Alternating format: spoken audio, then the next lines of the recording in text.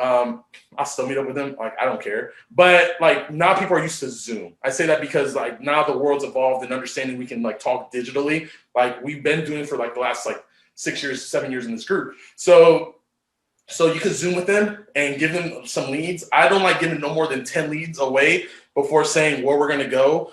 But also before I even give them away, I vet them.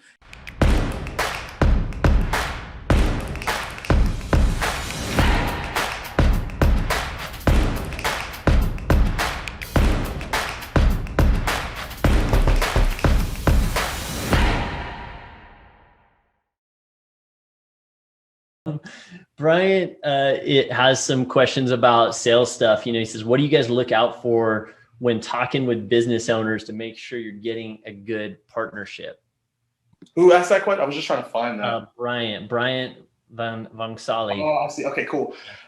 So I definitely vet business owners. At the beginning, I was just happy for somebody to take the lead, but then I wasn't getting paid.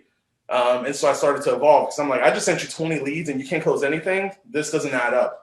So I definitely vet the business owners. If they're local to me, sometimes, I would meet up with them because of the pandemic. I'll still meet up with them. Like, I don't care. But like now people are used to Zoom. I say that because like now the world's evolved and understanding we can like talk digitally. Like we've been doing it for like the last like 6 years, 7 years in this group. So you can Zoom with them and give them some leads. I don't like giving no more than 10 leads away before saying where we're going to go.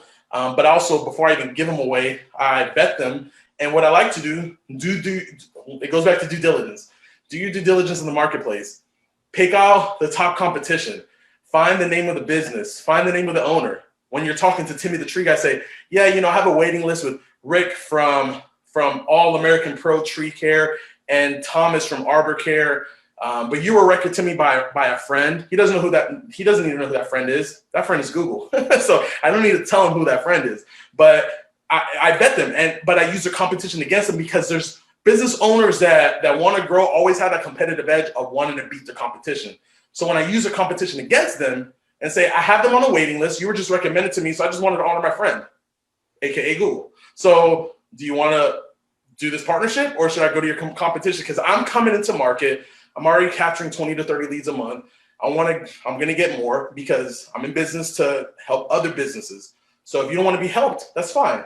You'll be hurt. Like, it depends on the conversation. Sometimes I don't go that hard, but if I know I'm going to like not do business with them anyway, I'm just letting them know, like, I'm going to drive you on the ground, like, and just hang up and block the number. Like, have I ever done that? I haven't, but if I needed to, it's in my back pocket. I know I've done that for some people I've talked to trying to, get into like, this isn't for you. But, outside of that, I definitely think that when it comes to talking to these business owners, like, just make sure you let them know, like you're the boss. Like, you're coming in to bring them the calls. They can't get calls other than Craigslist and postcards at a gas station. They need your help. You know what I'm saying? Yeah, absolutely. And I think that's spot on. I think when you're talking to any business owner making any sale, you have to be aware of what it is that you're actually selling them. Because especially if you're going off of a script, you're going through the training for the first time, you're handing out the leads, you're saying what Damian's saying, you're following a script that Dan provides. Sometimes it's good to just get that kind of process out, see the feedback that you're getting, and then kind of make your moves from there. But you really got to be thoughtful. Like when you are prospecting and talking to a business owner, they're all at different levels of the game, and you have to make certain sales before you make other sales. And what I mean by that is this: if you go to a business owner, their book of business is totally chock full. They couldn't bring on another job if they wanted to. They've never paid a dime for advertising in their life because everybody in town knows them and they get all this referral business.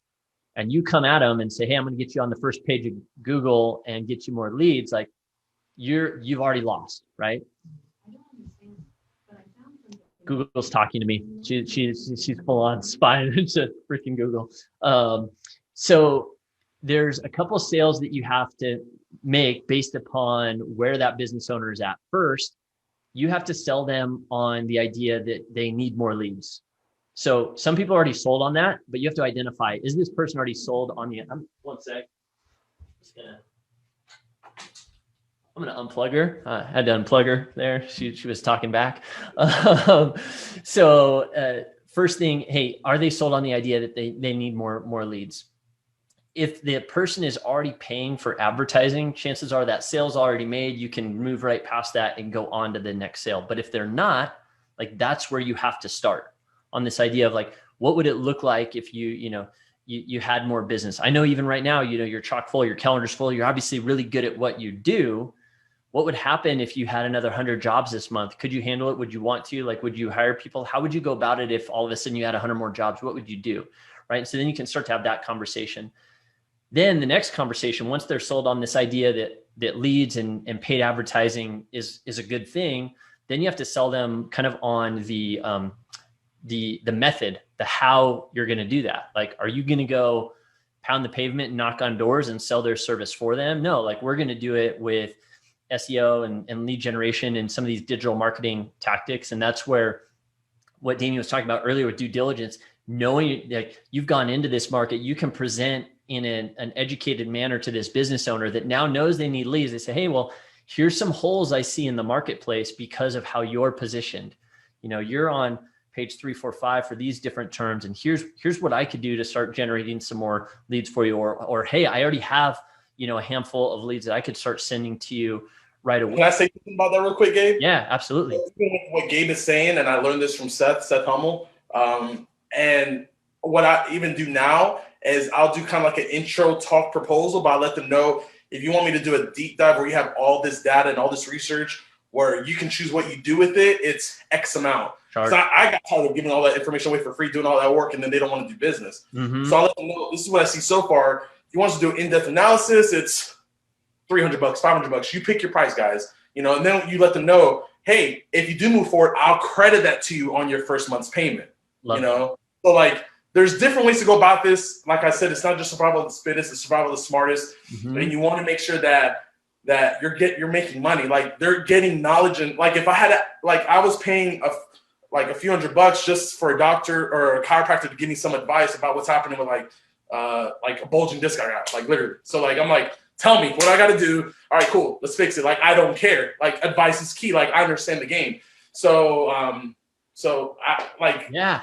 No, I love that. I love the idea of like charging for it. Cause in the early days when I was at Strike Point, the agency was the same thing. I would spend my time with a lot of tire kickers just cause I love helping business owners. I love kind of like getting in there and seeing what's going on and how I might be able to help them. But at the end of the day, it came to the point where there were more people to help than I could actually go in and help. So being specific about that. And I love that idea of not just charging for it, but then immediately giving them a back, like, hey, I'm going to credit this back towards you if you move forward with us.